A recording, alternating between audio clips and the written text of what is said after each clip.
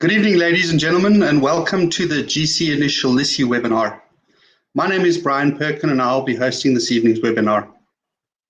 I'm a qualified dental technician registered in South Africa with over 20 years industry experience and have been with Bright Mills for the past 5 years. Excuse me. Alongside Henry and Harleen Riley in Cape Town, we head up the lab division. So if there's any questions or anything you would like to ask us after the webinar and out in the public after, as of tomorrow, please get hold of myself and Henry, as well as Harleen. First and foremost, I would like to thank you guys, fellow dental technicians and delegates who have taken your time to schedule, out of your schedule to attend this evening's webinar. It's much appreciated. I would also like to take this opportunity to express our gratitude and thanks to GC UK, in particular, John Maloney, as well as Terry Craylan.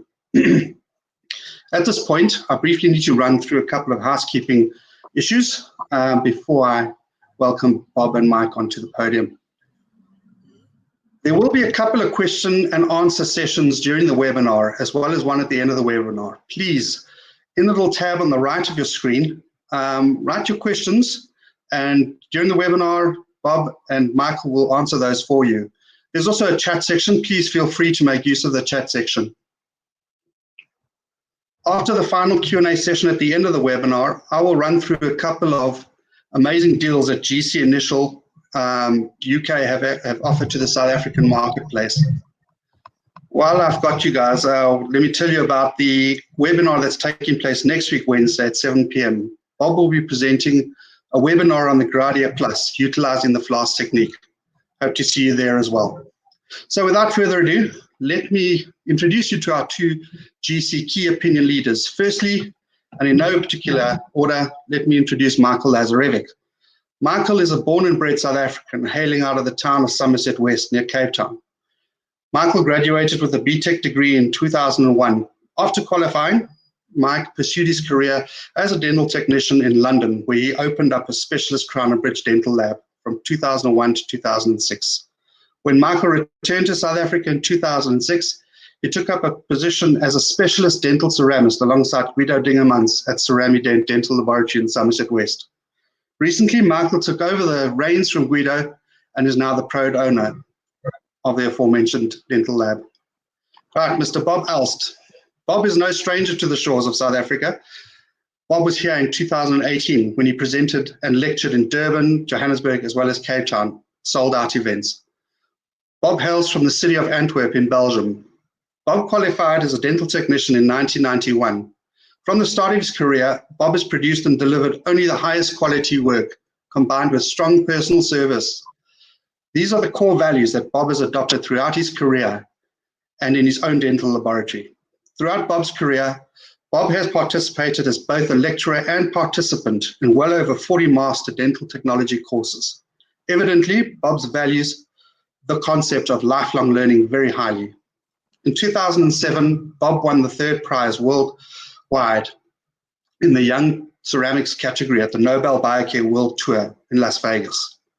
Over the past few years, Bob has grown his passion for mentorship, as we experienced and witnessed when Bob was in South Africa a few years back. Ladies and gentlemen, please sit back, relax, and enjoy. I hereby hand over to Bob and Michael. Enjoy.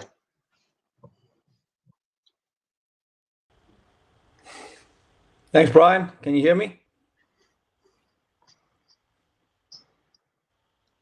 I hear you. It's a real pleasure to be involved with tonight's event. As a technician, it's rather a new concept to us all. So without further ado, guys, this is it's a great privilege to have Bob here. His CV speaks for himself, and thank you, Brian, for welcoming Bob. I would like to extend a word of welcome to our shores and hand it over to Bob. I'm sure you guys are going to enjoy this webinar. Bob is a beautiful guy, and he is a fantastic technician. So we can all look forward to hearing what Bob's got to say. Without further ado, hand it over to Bob.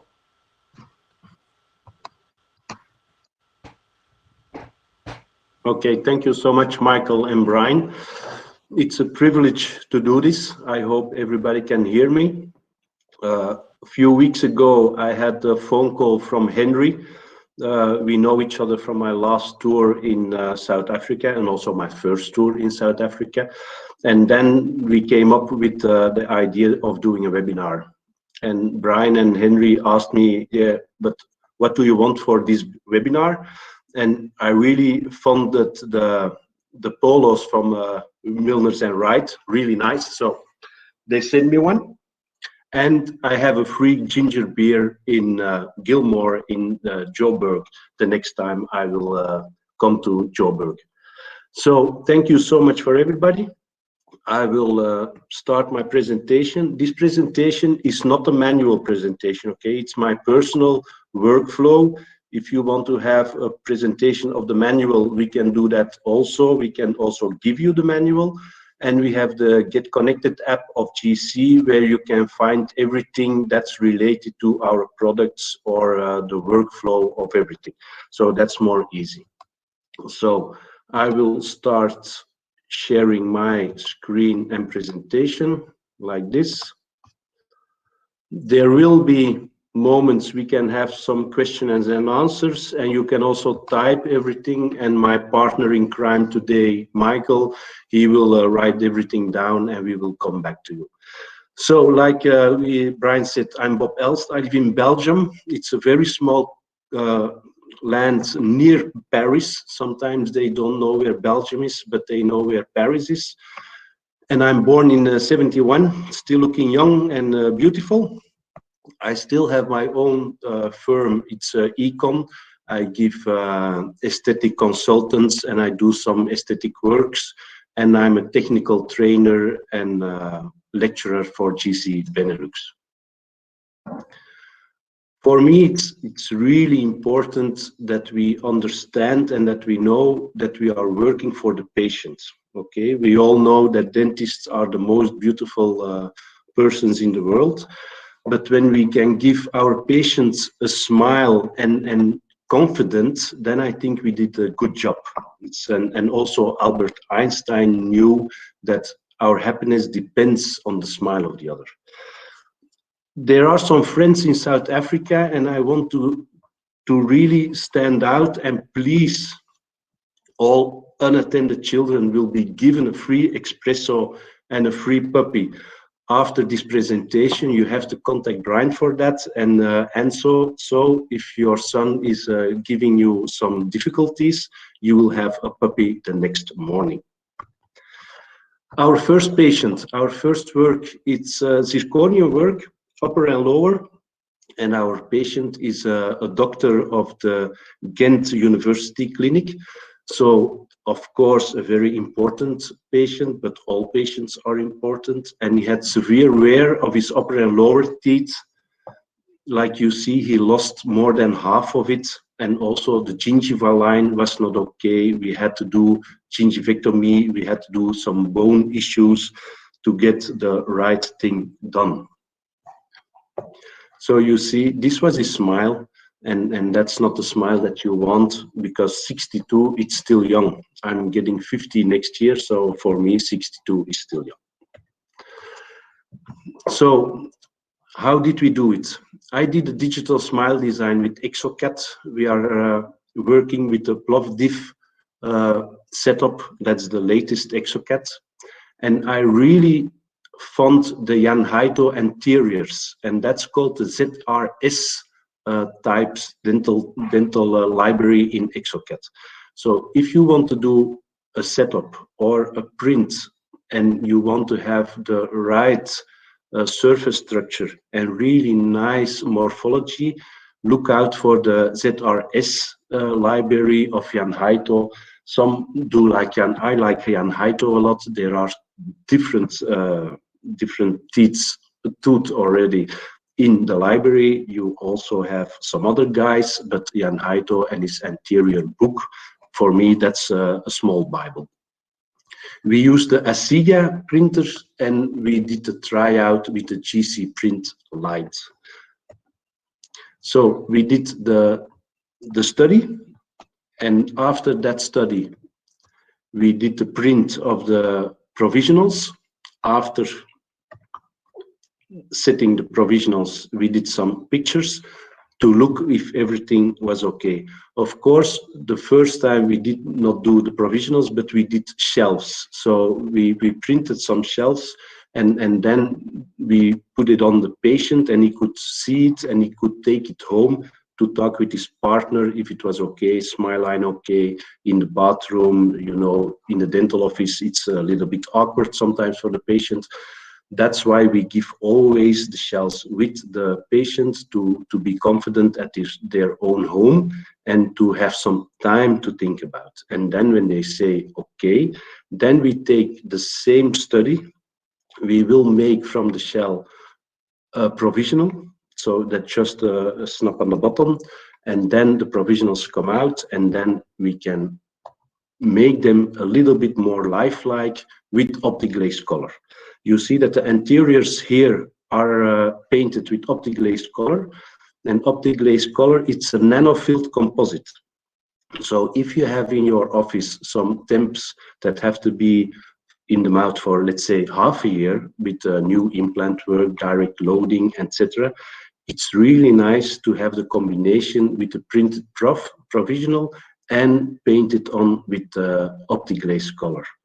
OptiGlaze color has A, B, and C color, the bone color, and then we have several white, blue, gray, yellowish, pink, all different colors. But I'm sure your sales rep will give you some more updates of the OptiGlaze. But because it's nano filled, that means that it doesn't wear as fast as the other ones. So the combination with temp print and the OptiGlaze color is really for a long-term provisional. This work took us one year and 2 months. Okay, why was that? Because first we did the study. After the study, we did the gingivectomy. Then with the gingiva, we had to do some bone measurements and adapted the bone for our biological width. Then after that, we made provisionals in full zirconia. And then after the full zirconia and the adaptation of the gingiva, we waited for 3 months. And then we adapted our preps, and then the first definite impression was made. You see, I made a horizontal key on the provisionals. Why? For my horizontal plane. So when I'm working on my structures, we did a lot of pre-studies for the horizontal and the line and the laugh line and the embrasures and everything. And I want to adapt that with my setup. So this is the zirconia work. You see, it's full zirconia. And on the buccal side, it's only 0.4 or 0.3 we took away. So we will give some color with the luster paint, and then we will use the ceramics to build up the whole thing. The wash fire, we can do wash fires or with powders or with luster paints. So the paste of the luster paste, it's a fluid ceramic. So this is not really, it's not an in vivo set. It's a zirconia-based ceramic. It's fluid, but it's ceramic. So we have to think ceramic way. In the set, you will see a transparent bottle and a white bottle. There is definitely a difference in that. The white bottle is the refresh liquid. That means the content of that bottle is the same that's in the jar. So when your luster paste is dried out, you have to refresh with the same liquid that's been dried out. The diluting liquid on the left, the transparent bottle, that's the liquid to make it on your hand. So you have to think a little bit on oil paint. And some guys want their oil paint really stiff, and the other ones want it a little bit more liquid. So the diluting liquid is to make it yours. Okay, refreshing liquid is in the jar, and the diluting liquid is to make it adapted to your mind of working and setup. I don't talk about how to do what. I don't say you have to do this, you don't have to do that, you don't have to do anything. Okay, so please take some of my advice and add it to your system, and then you have your system that works, and you steal a little bit there and you steal a little bit from someone else. That's how we do it. So you see the white bottle for refresh our luster pastes. After painting the luster paste on our zirconia structure, I sprinkle it with CLF. The CLF, it's a clear fluorescence. Why do I do that? My colleague, we are with two dental technicians, master ceramists in GC Europe that give courses, and he thinks it's a little bit crap that I do this, but that's okay. Because if we all say the same, we don't learn anything. Why do I do this?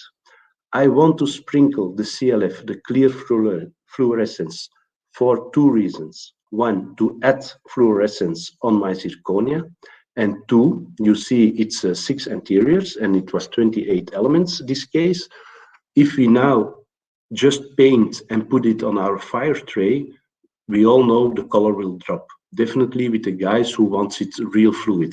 If you sprinkle it with CLF, it will dry out, and then you put it on the tray and it's stable. So it's for my own comfort that I do this, and also I create now with the CLF my dentine enamel junction already. Is that clear for everybody? Your mic is not on, so I think yes. I fire this wash fire 20 degrees too high, okay, to make sure that it's all been fired through, because overfiring is okay, underfiring is a big problem. So if you're not sure of your furnace, you have to add some temperature. Today I was with a colleague in Flanders, and he never calibrated his furnace after buying it. And he's 62 years old, and now he's having some chipping problems, and his color is a little bit whitish, and he doesn't know why that is. But we have to calibrate our furnace every 6 months or at least once a year. How to do that? You can fire a clear tap or a clear fluorescence or a window or anything that you like, but it has to be glass clear. You fire a tap on the dentin temperature. When it comes out a little bit opacious, then it's too low. When it comes out glass clear but rounded, your borders are rounded, it's too high. So it has to be completely transparent and your borders has to be sharp. Then your furnace is calibrated, because the temperature on your furnace is not the temperature that it is. And with metal ceramic, that was not a problem at all, because we fire around 900 with metal ceramic. But zirconia is already at 810, and then with lithium disilicate we are around 750, 760, and then a deviation of 10, 20 or 30 degrees, that's really a problem. Okay, this is how it looks like after firing. So you see it's really smooth, and the wash fire is also for the ionization. So parts of, if you use metal ceramic or zirconia or whatever, parts of one point will come out and connect with the other. So this color will infiltrate a little bit in your zirconia, and your zirconia will infiltrate a little bit in your luster paste.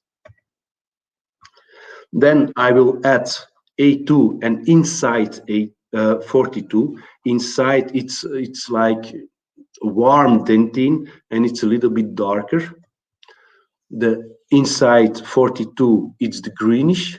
You see at my K9, I will add much of it, even almost at the incisal third, and then the rest it's a half moon on the cervical third with a little bit of drop. And then I will add my dentine as my full anatomic form. Then I will check it with my horizontal key. This is the key that you saw with the provisionals, because I want to make sure that my horizontal is perfect. Why? If I do my cutback now, I really like to work with a cutback. Why is that?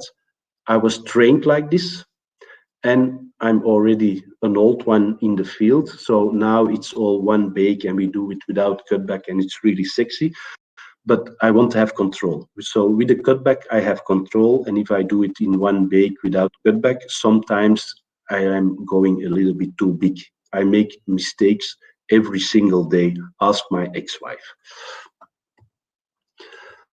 After my cutback, I do a dentine A2 and an enamel 50-50.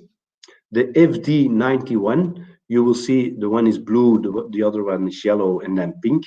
The FD91, it's a fluo dentine 91. It's really hard, and you always can dilute the harder colors or your fluo dentine with or dentine or CLF or window. I don't give protocols. You have to test and drive and fail and then make it your own. Then the pink one is the A2 with the EN 42 50-50. And then at last, it's the CLF. You will see this is not rocket science. I don't use 15, 16 jars. It's really sexy. It's really nice on a master course. But then you come home, you want to make money. I like to ski. So for a ski holiday, you need a little bit of money. But with 15 jars, it takes you too much time. Okay, it's really nice to show off. But this is when the money comes in. And it really looks great. So after the cutback, you see the pink and the yellowish, the mamelon structure. I will add the bluish. The bluish is the diluting of the dentine with the enamel. It's also called, sometimes you will hear the enamel blocker. That's some guys call that an enamel blocker. Also the horizontal line on the cervical area. Sometimes we see a little bit lighter color, but with the same chroma, but it's the same color, but it isn't. It's a little bit lighter. That is most of the time the dentine diluted with your enamel mixture. And then the whitish is the CLF. You see my CLF now, it's only on the incisal third because I work with zirconia. And as you know, I already sprinkled my luster pastes with CLF. So my CLF is already going down until the cervical area. We all know that our dentine enamel junction in nature will go from the incisal edge until the cervical. Also, our border of pink is also a little bit of fluorescence. So we have to connect the two parts of fluorescence. And then this is my safety net. So after this setup, I will fire it. Why? This is my color firing. I will fire this and I will make sure that the color is almost there. My morphology is with the second fire. So, and this gives me my comfort that I know, okay, I always can add more chroma because I don't have a transparent wall on my colors. Because if we have dentine and enamel, and then you see the color is a little bit off and you have to add more chroma, you have to put that on your enamel part. And then you have dentine, enamel, and then you lose the game. This is how it looks like after the first firing. So you see the CLF, it's really, really transparent. Make sure that your CLF is a little bit too high, because after grinding, after applying your enamel and after grinding your incisal edge to the palatal side on an angle of 45 degrees, you have to touch your CLF. Why? If you do that, if you have your incisal edge like this and your edge on 45 degrees, your CLF will pop out and then your natural halo comes in, because your light will bounce on your buccal part, but it will also be sucked in on your incisal because of your CLF part. And then the light will come from the inside of your tooth towards you. And then you will have your natural halo effect. After the first fire without enamel, I do my color check. I do that with a black tray underneath the water. The rituals, that's I don't know if you have that in South Africa, but it's soap and massage oil, etc. So if you want to score with the missus, buy yourself some massage oil, take that to the lab, and you can use that for your color check. And then you take a color right on top of your teeth. And then you see now that my chroma is a little bit too much, but that's good because I need my enamel. If now the chroma is 1-on-1, you will lose the fight because the enamel will be gentle and will soften your chroma. So your chroma has to be, after your first firing without enamel, a little bit too much. So when that's it, then you know I'm on the safe spot. Are there any questions until now? I will drink some of my wine. I heard that there's a alcohol lockdown in South Africa, so bottoms up. No questions? Hi, Bob, can you hear me? Yes, I can hear you. Got one question, Bob. When you were doing the sprinkle technique Yes. before your luster characterization, you said your colleague doesn't believe in it. Does he not believe in the sprinkle technique, or does he not believe in using CLF for that purpose? Does he use another ceramic? No, he don't like to sprinkle. Okay. But for me, it's really safe, because what does he do? He paints it, and then he holds the model horizontal, and then he dries out one, and then the other, and then the other, and then the other.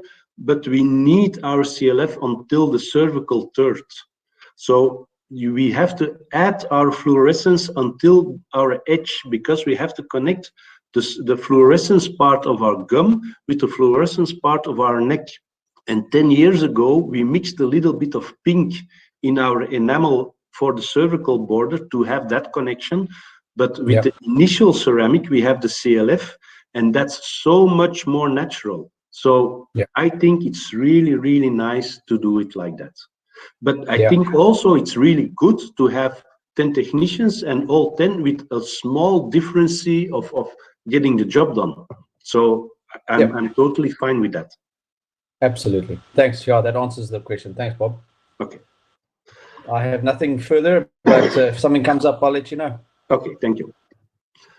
Then, so the first fire is the color firing. The second firing is for the morphology, and then my mixtures comes in. So I work with a mixture, in this case with enamel 58-60%, then the EI 14 20%, and the EOP booster 20%.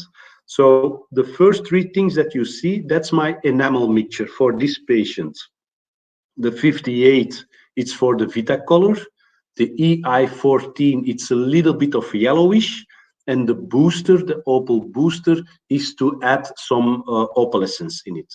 So if I talk about my enamel, it's these three things, okay? And then below that, the EOP booster, 50% with the enamel mixture for the light angles.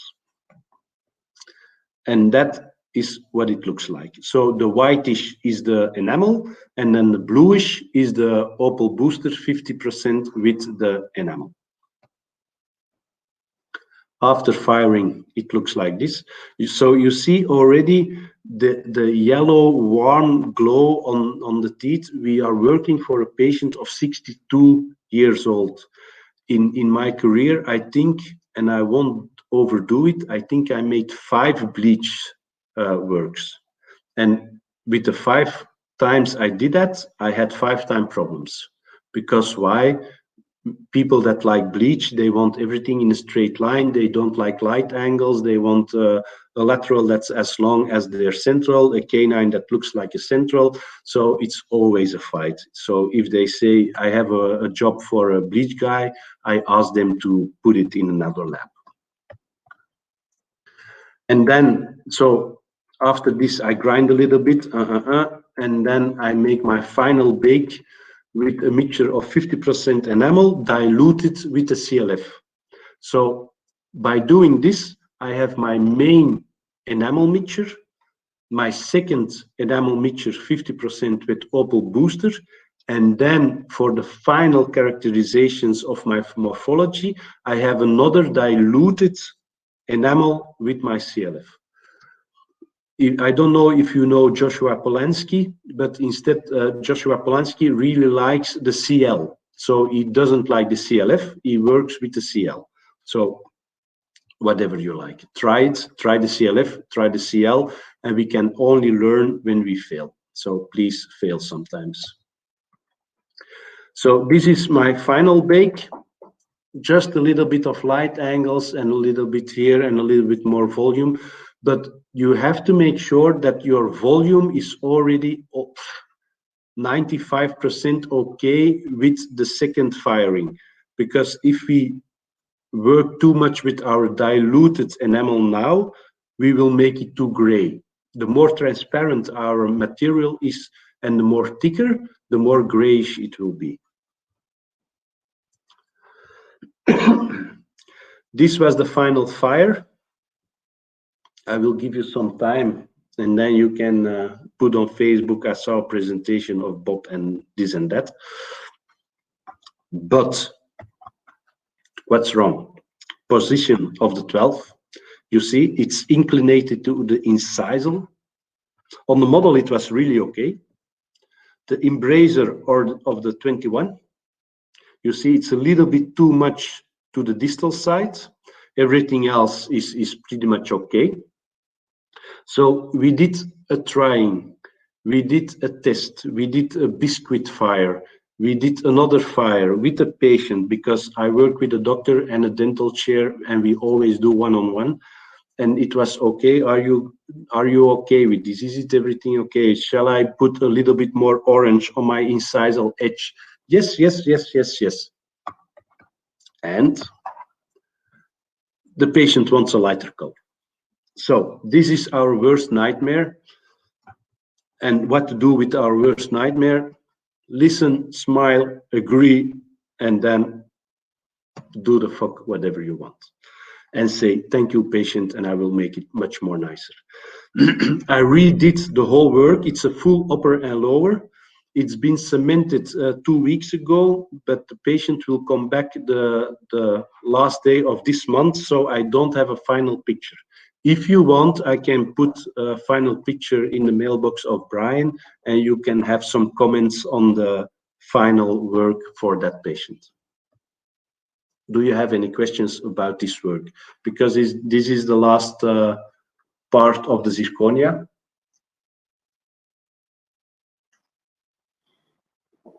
Any questions? Any questions about the enamel mixtures? I don't really believe in the pure E colors. If you see the enamel E57 until E60, it's from light gray until dark gray. And it's all related to the Vita scale. And the Vita scale is a scale from the 1950s. Now, with the bioemulation group, we know that the enamel is more present than even the dentine. So we have to adapt our chroma a little bit with the enamels. So I will always mix enamel with the E's or the EI's. Okay? Another questions I've got posted as of yet, Bob.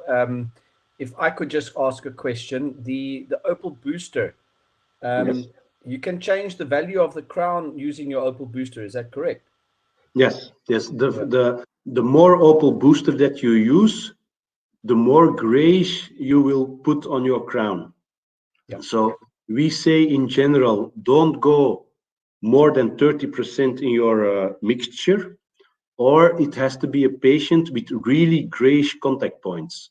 So our teeth will grow old and go more transparent because they get more transparent and translucent. They look more grayish, but they aren't, but our dentine has saturated a little bit more. And for those patients, you can use 100% Opal booster on your contact area. and that's really, really nice, but it can also kill you. So my suggestion for that is, if your partner is having her birthday or his birthday on a Friday night and you have to go to the restaurant, don't do that, okay? Because then maybe you are a little bit the effort, because Murphy doesn't like technicians. So be gentle. Okay. Thanks, Bob. The next patient, it's a lady from I think she was around 36 years old, and she had bulimia for 15 years. So you see that she lost the total incisal third of her upper because she vomited the whole day for 15 years. So these are very difficult patients. Why? Because they don't feel that confident, and if we kill the crowns, then the life of this patient, I won't say it's over, but before they do this and before they say I will go to the dentist and I will say I had bulimia and I want to do something on my teeth, they have some confidence, and then if we then fail, that's not that good. So we have to really have much respect for our patients. So we really have to think we are working for the patient and not for our dentist. The color taking. If you take your pictures yourself in the lab, make sure that you take your color tab and you push your color tab to the tongue, because if the light goes through that color tab, it will be more grayish. You have to block the light to see the right color of the incisal edge and your color tab. We make a mock-up and we transfer this mock-up in the patient's mouth to see if she likes the horizontal line, the smile line, the embrasures, etc. And this is what we made.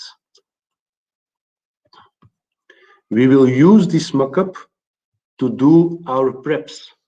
Then we know for sure that we have the right thickness. So if we just use the mock-up to see and make a picture and you really look nice and then take it off and do our preps, we don't know if we have enough material removed to make our crowns like we did our study. So we do our study, we take them on top of that, we do our preps, and then we are sure that we are home safe. And then you see how nice this gum is. So you see the prep line, it's one-on-one with the border of our gingiva. And this is really nice when we work with the lithium disilicate. With zirconia, even with zirconia, we can have a little bit of shadow in our gum. If we have thin biotype, it's really thin and high fluorescence, the gum, then we can create shadow, definitely with metal ceramic. And I really want to talk a little bit of our biological width and the biotypes. So the patient is not only about teeth. The teeth are the most easy part of everything. In general, we work for 28 teeth. The half of it looks the same, so we have to know for sure 14 different shapes. I think everybody can do this. But everything you don't see, it's much more important than the teeth itself. So we have to make sure that we know what the biological width is and the biotypes. Our biological width, it's about, in general, 3 millimeters. If we interfere with the biological width, we have gum inflammation. Gum inflammation means retraction of the gum, and then the bone will follow, because the bone will say, oh, you're coming too close, I need my 3 millimeters, and then we have reaction of the gum and the bone. So that's really important. Hand in hand with the biological width is the biotype. We have two different biotypes. We have thin biotype on your right, and we have thick biotype. This is more of implant work, but also if you work on ceramics. If you push thin biotype too much, you will push it away. If your gum is going away, the bone will follow. If the thick biotype on your left, you don't push too much, it will also go away, because it's like a belt in the trousers. If I don't use my belt, my trousers will drop and the bone will follow. So it's really important that our communication about the biotype is granted, and that our dentists are in general talking about, okay, guys, this is a thin biotype and this is a thick biotype. One, for the pressure, but second, for everything else. So you can read also, but a thick biotype, the papilla on a thick biotype are a little bit lower and more rounded, and your gum is a little bit darker, okay? That's really important. Sometimes we make an implant job and the job is done, and then we have, it's nice, but I don't know, I don't have a warm feeling about it, but I don't know why. The teeth are okay, but it's not the patient itself. Most of the time it's the gum. So we have to make sure that we know, okay, this is a thick biotype, so the gum point and the papilla don't have to be that high, they have to be a little bit rounded, and the gum has to be a little bit dark. You see at the cervical area, that part is real fluorescence, but it's really dark pink. With the thin biotype, you see the fluorescence definitely in the cervical area, it's whitish, the papilla are much higher and really pointy. So the main thing, thick biotype, darker, rounded papilla, not that high. Thin biotype, really pink, really light pink, higher papilla and pointed papilla. We do the transfer for the provisionals. You see already we have some surface structure also on the provisionals. When we push our provisionals with our silicone key, we make sure that the retraction cord stays in at the gum. Why? To make sure that the material is not going into the sulcus, because if it goes into the sulcus, even a very thin part of it, then you get gum inflammation, and during the process you can have some retraction of the gum, and most of the time it will come back when your definite work is done. But you will see when it's your niece and she will, or best friend of your brother or whatever, then it won't come back, and they will complain and they will call you on a Sunday morning because they see a little bit of their natural denting, and we don't want that, of course. We polish the thing, and this is the first time our patient has a look at her new smile. I hope I don't go too fast. I hope everything is clear also. The first work was with zirconia. We are all familiar with zirconia, and this work was with LISI. Okay, LISI is a lithium disilicate, and if we talk about lithium disilicate, most of the time we call it Emax. I'm a dental technician. I'm not a salesman. My boss is not listening, I hope. So everything that's 100% synthetic will be grayish. So also the LISI of GC, if we have our LAB measurements, we will see it's a little bit more grayish than the other parts. The more natural material of feldspar particles in our ceramic make it more natural. In the LISI ingots, there is no feldspar. Okay, so because there's no feldspar, it will appear a little bit grayish. But Emax, it's already 20 years old, and we know a car from 20 years ago and a new car, the engine is a little bit different. The biggest difference with LISI from GC and Emax or another one is the HDM, is the high density micronization. What is it? What is this? The fillers are really, really small, and they are programmed to be in the right spot after pressing. I say after pressing. Why? Sometimes if we have our sprue channel, let's say on a premolar, on our cusp tip with a friendly colleague, we have a grayish cusp tip. That grayish means it's all glass material and the fillers are not there anymore. Why is that? The fillers don't know I have to go up again. The HDM micronization is a programmed system that the fillers know, okay, after pressing, I have to go up the mountain again to be on the cusp tip. And that's again, with the particle size, the most different thing with Emacs. You see, if we have big fillers, we create lots of shadow. Lots of shadow mean grayish. And that's the big thing, okay? The fillers are not programmed and they are bigger. Is Emacs bad? No, Emacs is not bad. They opened the market for lithium disilicate. We have to be thankful. But now we have a better material. Maybe in 2 years, Ivoclar has something better. And then after 2 years, we have something better. And that's really a good thing. Why? Competition makes us better, okay?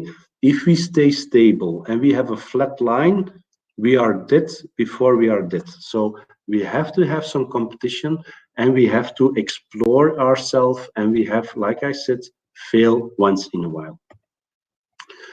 Also a small graphic, if you don't have the picture, bigger fillers mean also after acetting or bruxism or grinding, you have more chance of chipping and a higher solubility. And then you see the LISI, smaller fillers, less chance of everything. That's a product management thing. If you press in your lab, of course, we don't want to press 1 unit because in Belgium, one 200 grams cylinder with 1 ingot and 1 plunger costs about 24 euros. With one ingot, we can press about 5 or 6 elements. Okay, so I rather press 6 elements than 1 element, but you will see sometimes something fails and you have to press 1 element. What's the biggest failure that we can do? I'm sorry, that we just press that one. But you see the sprue channel on your right. Why do we do that? You see it ends the same height of our cervical area because the air that we push in will go into the sprue channel and also in our molar side. So the cervical area on the tip of the molar will be half as hard of pressing air than without the sprue channel. If everything of the air goes in the cervical area of our molar, the air will push our LISI a little bit in, because LISI and Emacs and everything that's glass, it will be fluid and it will be pushed, but the air will push back. So with that sprue channel, the air is only half of the pressure time. You also see the very tiny sprue channel on the cervical area. Why is that? If we push a molar or a really big element, we push it, it goes into the sprue channel, and then it goes around of our element. And when it comes together, it could be, I don't say it will be, but it could be that it's already a little bit too cold. And then sometimes you see a small grayish line in your element. Some guys think it's a crack, and sometimes say it's a discoloration. It's not a crack, it's a discoloration. And why is it a discoloration? Because the two parts come together and it's a little bit too cold, and our programmed material can't go through that cold wall. And then if we push now through, we keep on pushing, then our small sprue channel will take the coldest part away, and then it can connect, and we don't have a grayish line on the opposite of our sprue channel. Our sprue channel can be from 3 millimeters until 8 millimeters long. Why? Old school guys like me, we know if we did metal ceramic, then we have to make sure that every sprue channel has the same height. But with the LISI elements and also the Emax element, we have to make sure that our cervical area is on the same position. If we have an anterior central and a lateral, and we have our sprue channel twice 3 millimeters long, the lateral will be too low and all the air will go into the central. It will be pushed back, and we could have a disformation of our cervical area on our central. So we have to make sure our cervical of the central and the lateral are on the same height. And this is why our sprue channel can be from 2 until 8 millimeters long. The diameter is 3. We have an SR liquid. So you see this liquid, the old school guys, we can say it's like Waxit. But if you use the SR liquid as Waxit, you will fail. Because we say that with the SR liquid, we never have, we even say that we never have a reaction layer. But if this SR liquid is too thick, we have even more reaction layer than without. So what to do? You have to sprue it on in a range of 15 centimeters and then dry out with pressed air very gently. If I make just veneers, small veneers, I don't even use SR liquid. I only use SR liquid when I use molars or premolars. Just one moment, my partner came in. Hello. Yeah. I'm sorry, guys. So troubleshooting, what can go wrong in this phase? We work with the wrong angle. If the angle is too pointy, of course we have stress.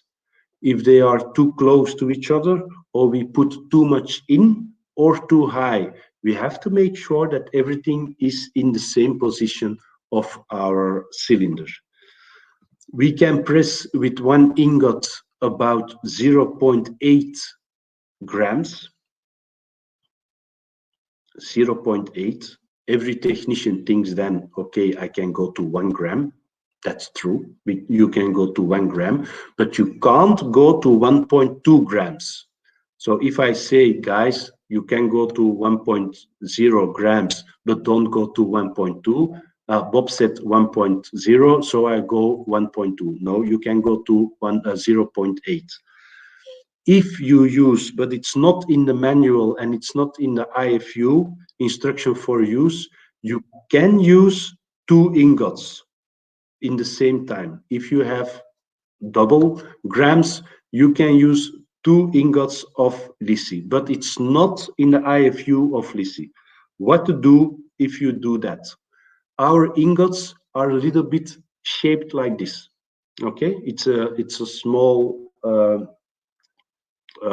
not a trapezium form, and we have a stamp with a color on top of that. It says LISI and then it says LT or HT. You have to grind that off, and then you have to put top on top, so that our ingot goes like this. It's not that sharp, but it goes like this. And then the second one you put with the top on top.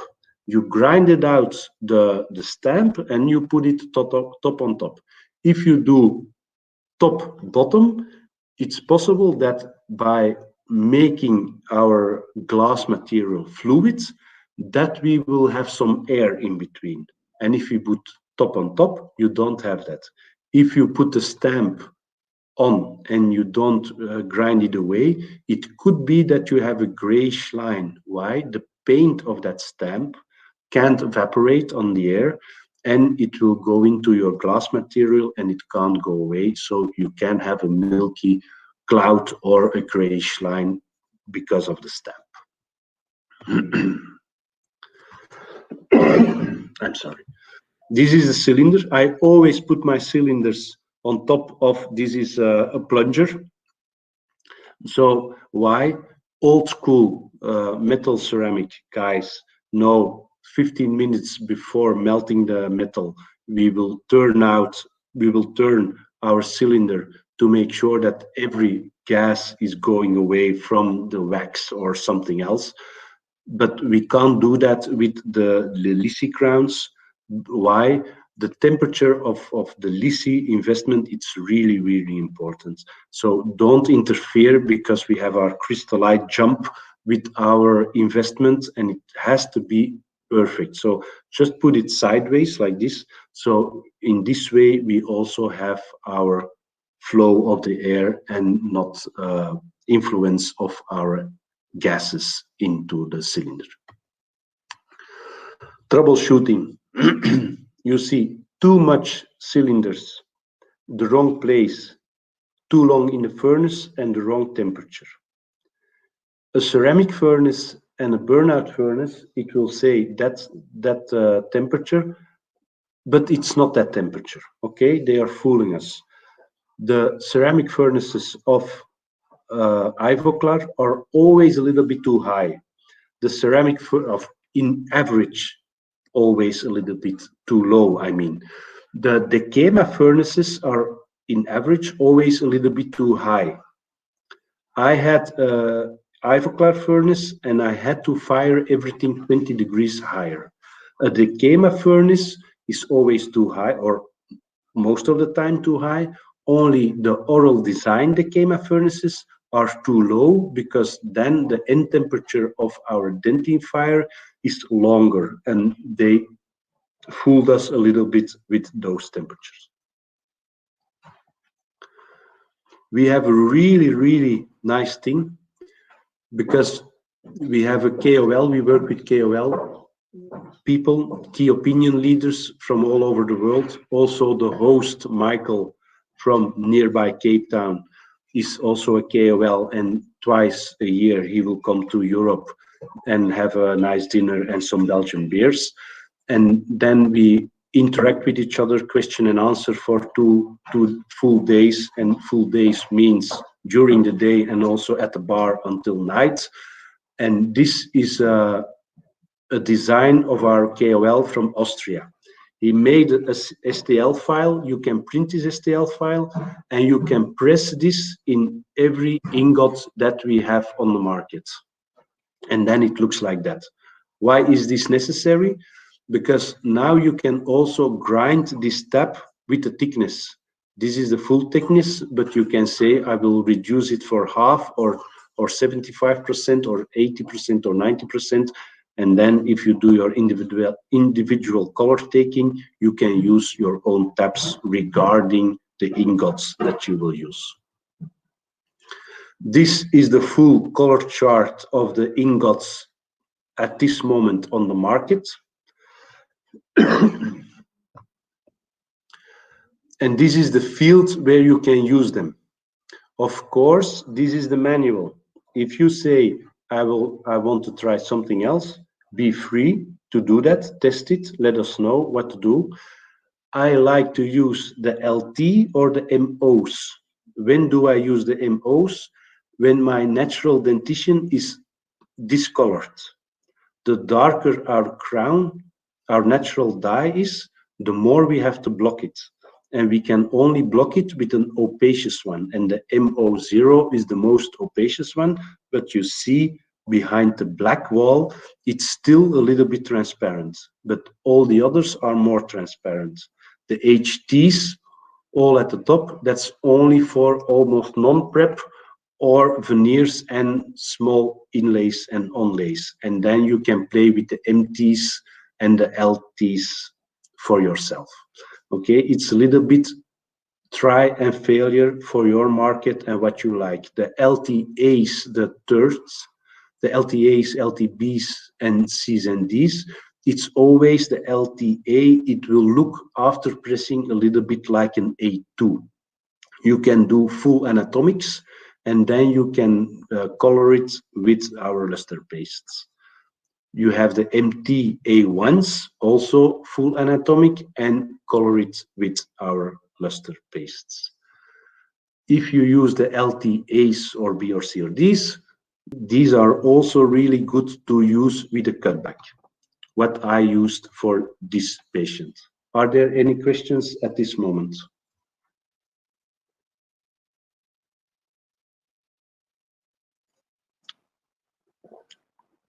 No? Okay. Sorry, Bob.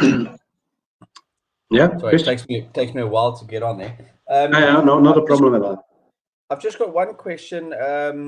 Sandile, who's obviously in the webinar, asks, he sometimes gets a milky or whitish layer on the margin area after firing his LISI crown, and he wants to know what the cause of that could be.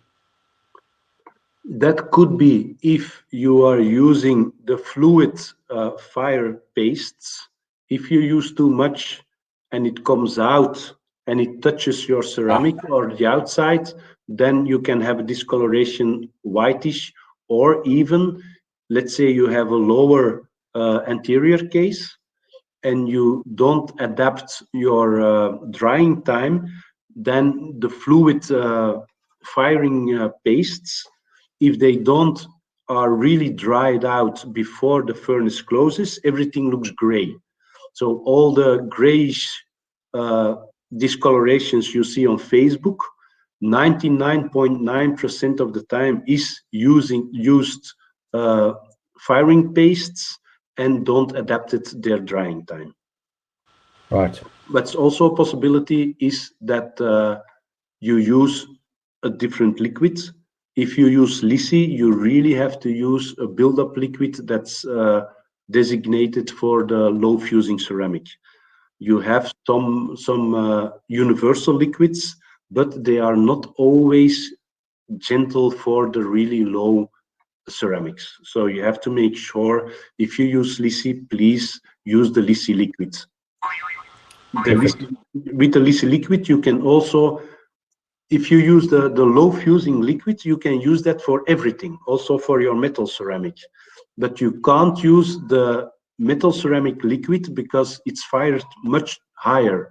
So you can always use, if you say, I will use LISI, but I have once in a while metal ceramic, you can use the LISI liquid for everything, but you can't use, I always use metal ceramic and once in a while LISI. You can't use the liquid for the metal ceramic for your LISI because the fillers of the liquid are designated for high firing temperatures. That's really important. Yeah, thought so. Thank you very much. Also, that you touched on metal ceramics, Bongine asks, he gets also a yellowish oxide coming out of his fired washed porcelain on porcelain fused to metal crowns, VMKs. He says it affects his porcelain buildup and changes his shade. And my answer to that was its reaction to his separator. Could be. Yeah. It all starts with calibrating our furnaces.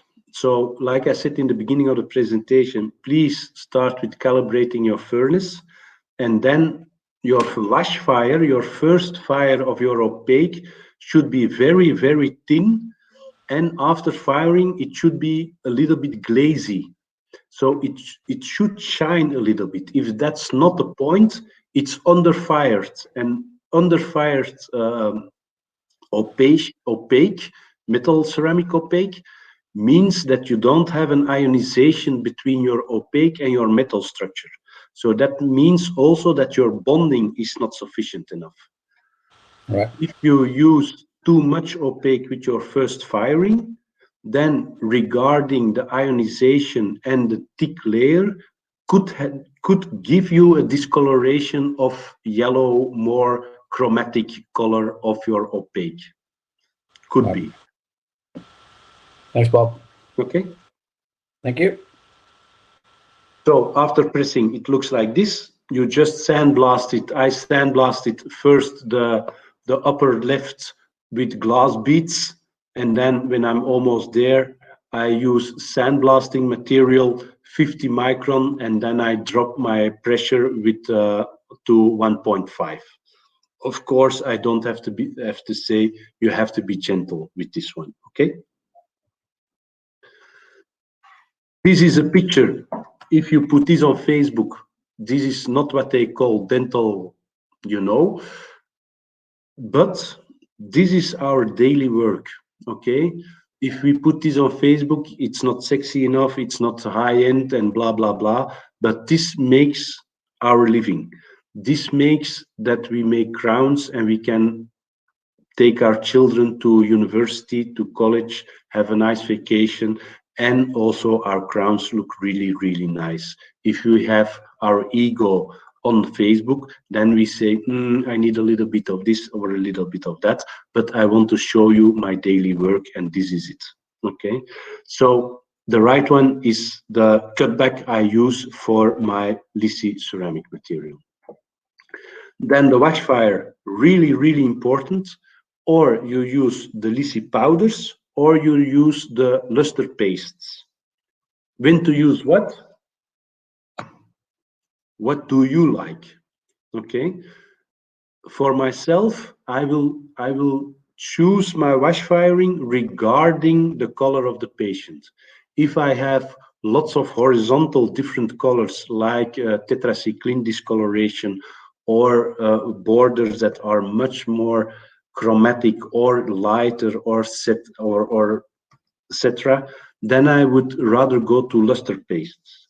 If the color is a smooth, let's say A1, A2, then I will go to the powders. My wash fire with powders, it's very thin, and I will always dilute my dentine with CLF. So if I use powders, I will make a mixture of dentine 50% with CLF. If I use luster, you saw with the zirconia, it's the same. That's the nice thing of initial ceramic. If I use luster, I will sprinkle it with CLF. So here you see, I used for this case the luster pastes because we had a discoloration, horizontal discoloration for this patient, and I sprinkle it with the CLF. I overfire it, like I said the first time, also with the LISI. I will always overfire my connection fire. I will overfire my metal ceramic, first opaque. I will overfire my connection fire with the zirconia, and I will overfire my connection fire with the LISI. It's much better to overfire than to underfire. If you underfire your ceramic, it's too opacious and the light will kill everything. You see with the luster here, I added already a little bit of orangeness on the mamelon structure. I added a little bit of bluish on my light angles and a horizontal light border on the cervical and mid-third. The layering, the same.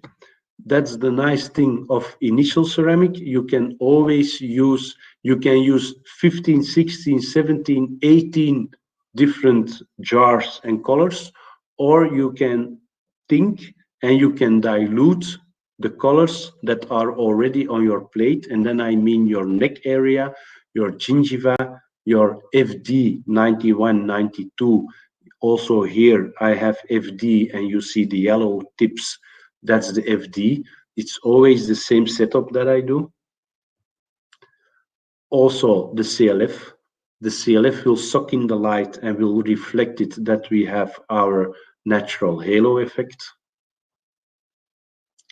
Our firing charts, but this is the manual, okay?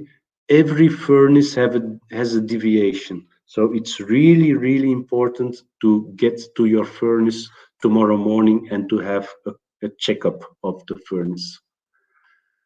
You see, it's really this, it won't drop in value after 8 times, but to be honest, if you need 8 firing times for your crowns, please invite me and we will do a one-in-one. It will be an honor to come back to South Africa and we will go through this building experience.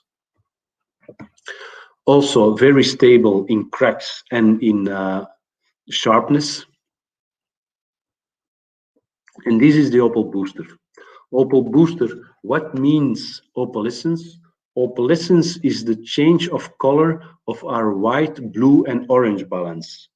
White and blue with the reflection straight on, and it will come back. So if we have straight light and we will bounce it and it comes back, we have whitish and bluish material. If the light comes from the back and it goes through, then it will be more orange.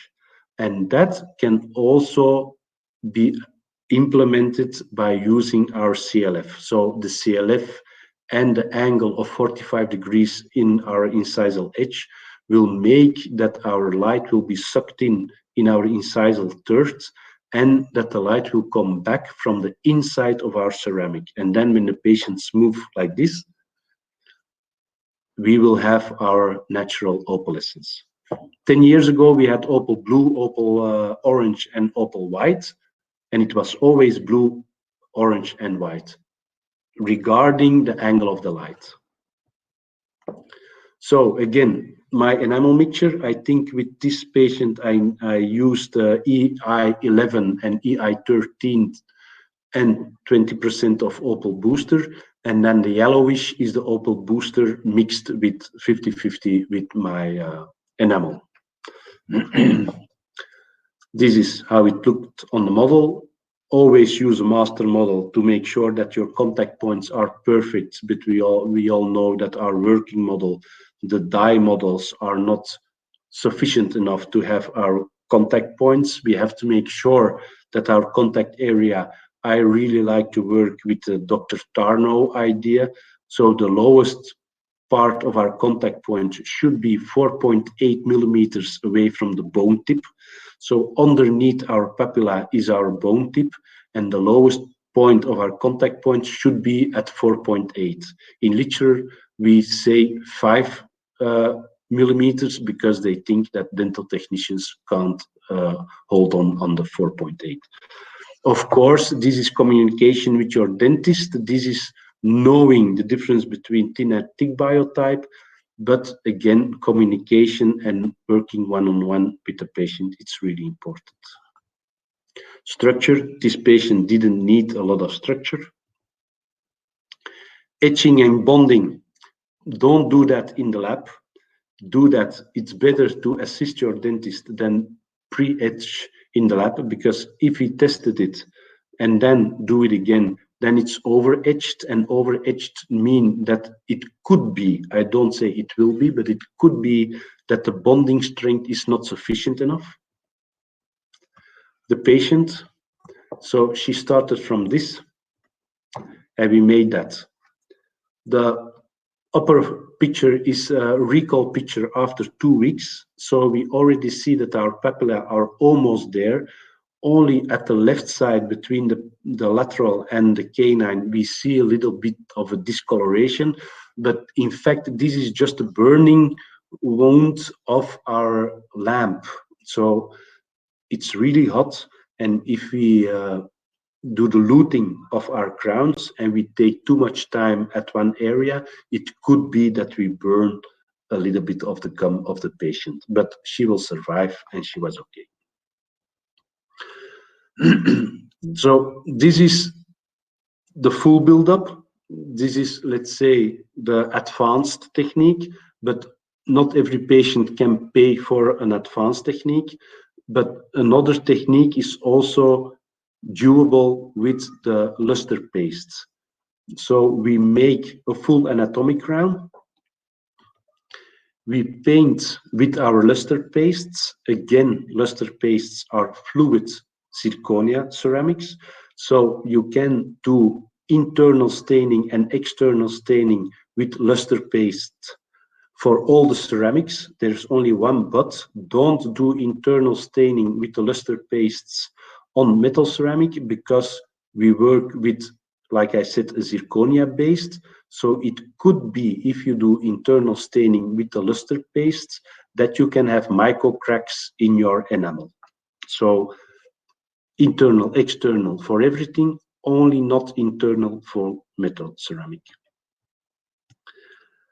We have to be patient. This is, luster paste is not an in vivo set, okay? Every ceramist says my job is done. I only have to glaze it again. But if you use luster paste, it's like building up ceramics. So we have to have patience. So please think in 1, 2, or 3 firing times. The first firing time for your chroma and the second firing time for your transparency. And then it looked like this. You will see it's set up in the mouth with lots of Vaseline. So that's the borders that you see around the neck area. But for a patient that, or a denture or 6 anteriors full anatomic, she would also, I think, be happy if we have this solution for her. This is pressed in MO and then colored with luster paste.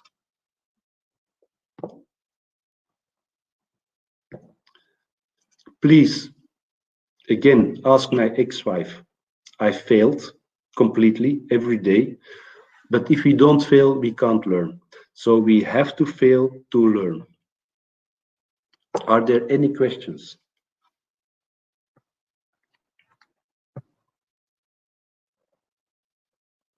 Or comments? Please let me know, because we are on the end of our webinar. If there aren't any questions, please enjoy. I will be 50 next year in May, so I hope I will have another 30 years. So please enjoy what you are doing, because it's really important, and don't wait. We are all dental technicians. If we have to wait until we have our pension, it won't happen. If we wait until we are very rich by making teeth, it won't happen. So please enjoy, stay positive, and of course we will fail, but then again, this is life. Bob, there's a few questions coming through. Perfect. If I can just grab you while we can.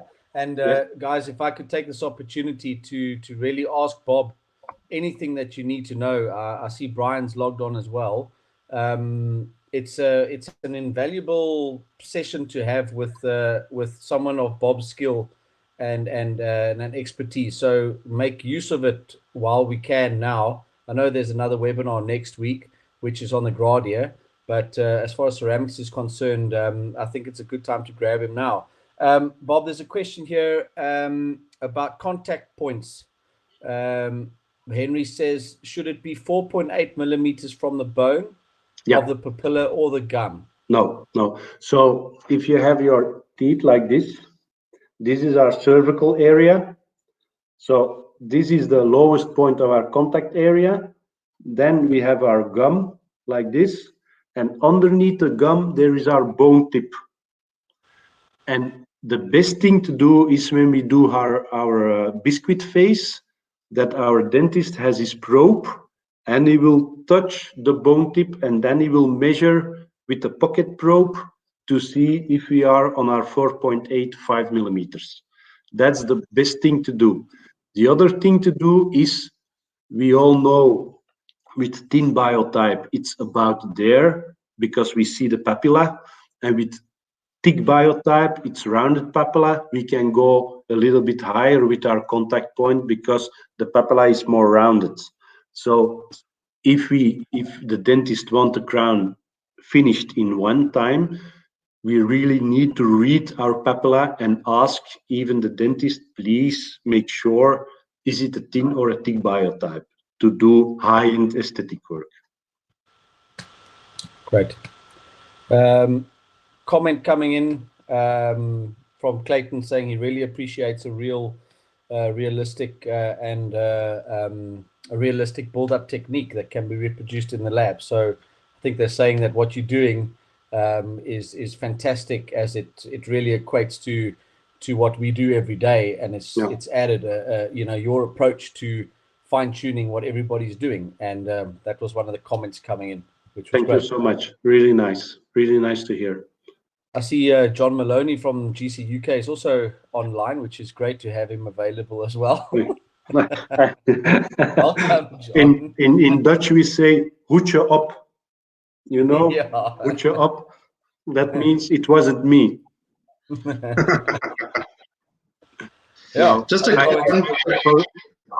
for me, a presentation and a course, it's something that we could implement in our daily work. Of course, I also give really advanced courses, but that's once in a month or once in 2 months that you say, okay, now I will work 2 days on 1 or 2 crowns.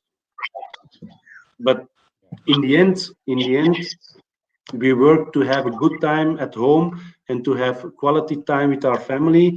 And quality time means a little bit of cash to have some nice things. If we want to go to a restaurant or educate our children, we need some money. And then we need a kind of a system to work daily. And 15 jars, that's the guys that can ask 2,000 euros for a crown. But those days are over. That's 10 years ago, before China came in. The prices also in Belgium were much higher. But after China, we all had to drop. And we dropped even 200 euros for a crown. But yeah, good fast and cheap doesn't work. No. I believe in, and you know, speaking from here, I think, you know, if you remain steadfast in what you do and you produce the quality, it's going to speak for itself at the end of the day. Yeah, definitely. I've got another question, Bob. Clayton, he says about using 2 ingots in the same ring. Yeah. That's only applicable for the larger ring, right? The 200 gram. Oh, no, it's depending on the wax structure. Some guys, definitely the East European guys, they put 20, 30 veneers in 100 gram rings. It's like a Christmas tree. But then you need, Emax has the large ingot, but we only have one shape of ingot. And then you can implement 2 ingots. Yeah. But it's only depending on the wax and not on your cylinder. Okay. Questions are coming in quite fast and thick here, so I'm just trying to keep. Bob, is this question time, or do you need to finish off? No. Could you give me 1 minute? Sure. Absolutely. Thank you. Then you can see the questions, and then I come back. I can quickly have a chat here, Mike. Yeah. That little shade tab that Bob said that they print with a 3D printer. Yeah. If any of the delegates are looking for that little tab, the STL file, please reach out to myself, Henry, Harleen at Milner's. There's only one Brian at Milner's and one Henry, and one Harleen. So please give us a shout. I've got the STL file that Bob gave me, so I'll gladly share it with you. It's free of charge, obviously. Yeah, it's a lovely tool to have. That. It really is. It fits into the GC shade tabs, so it's a If you've got the GC shade tabs, which normally come with kits, those will fit in there. Yeah, it's fantastic. Really, really works. You can answer Henry's question, I'm sure, but reusing buttons. I wouldn't. Not advisable. Once the ceramic is heated and melted, its structure changes slightly. So you wouldn't want to go and reheat a button again. No. I want to implement something else. We have our alumina oxide plungers, and we have our disposable plungers. The alumina plungers aren't that good. Okay, with an alumina oxide plunger, you can only push 300 times. Nobody in the lab knows how much cylinders you pushed, and it's like a sports car. I don't know if you have Dacia in South Africa. You have Dacia cars? No. Brian rides Suzuki. Eh? So you have Suzuki and you have a Porsche. It will both take you from Burnham to Johannesburg if you want, and you have the time. And it will all start, but the more sophisticated your engine is, the more sophisticated the surrounding should be. And LISI is really, really high-end, sophisticated material. And then we are going to use an old school alumina plunger. It doesn't work. So you have to invest in an investment plunger, one-way plunger. It doesn't cost that much, but it's so much better for your end result. Why? An alumina oxide plunger will also, because of the temperature shock, it will suck a little bit of the stress. And then if you use the alumina oxide plunger, sometimes you see the round edges of the cervical area of your prep line. And that's not of the material, that's just the after sucking of the plunger. So that's really, really important. And also the failure rate with LISI, it's about 5 degrees up and 5 degrees low. So if you are changing from Emax to LISI, give yourself 2 or 3 trial pressing to make sure that your furnace is in the right position. If you don't do that and you say Emax is working and I will do the same with my LISI, doesn't work.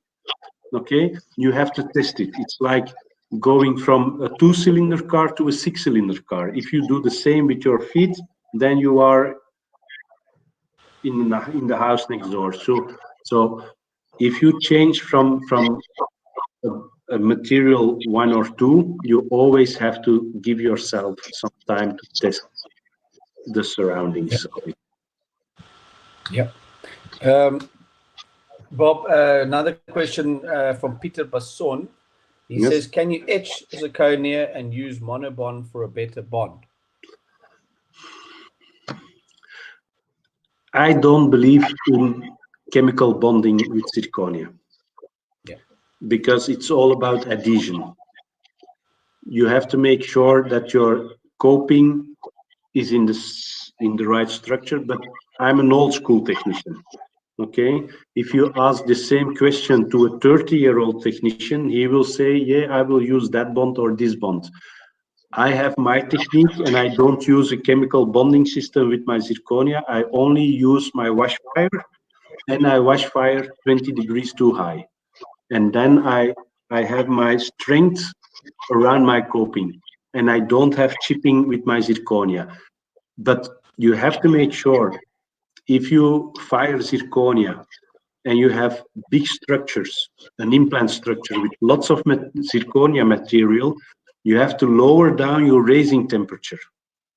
If the manual says you can raise 55 degrees a minute for zirconia, in general, but if you have too much zirconia, you have to lower down your raising temperature. I even go until 30 degrees. If I have a full arch implant structure, I will go to 30 degrees a minute for raising temperature. In even holding time, I will make that a little bit longer, and I will take it even sometimes until 2 minutes holding time. And the raising temperature time and the cooling down phase should be similar. Yeah.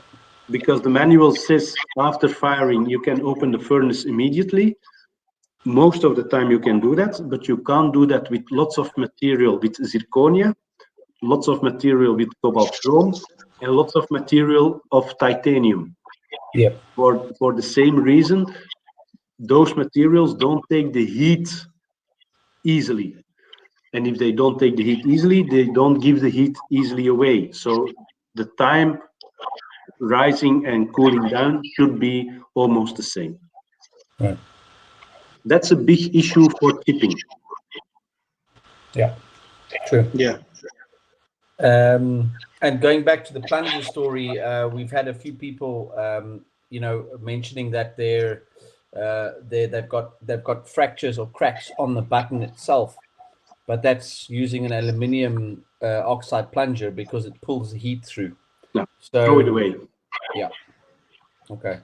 When you have an argument with your partner, just throw it, and then that's the only time you could use that. Yeah.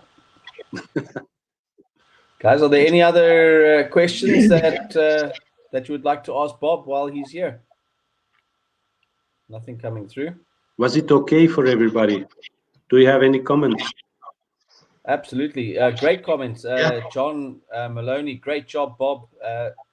It was definitely you. Thanks so much, Brian and Mike, for hosting. Thanks to all for joining. Best wishes from GC UK. Another comment. Very informative, Bob. Appreciate your time and sharing your experience. We are getting very valuable information here, so thank you very much. Brilliant. Enjoyed it. That's really nice. That's really nice. So very good feedback. Very good feedback. Thank you. I think, there, awesome presentation. Thanks, guys. And I think it was down to you, Bob, for being really down to earth. And, that's a team effort. We did it with the four of us, you guys and Celeste. We prepared this, and it's a team effort. It's just my funny face that was constantly there. But, that's your problem, not mine.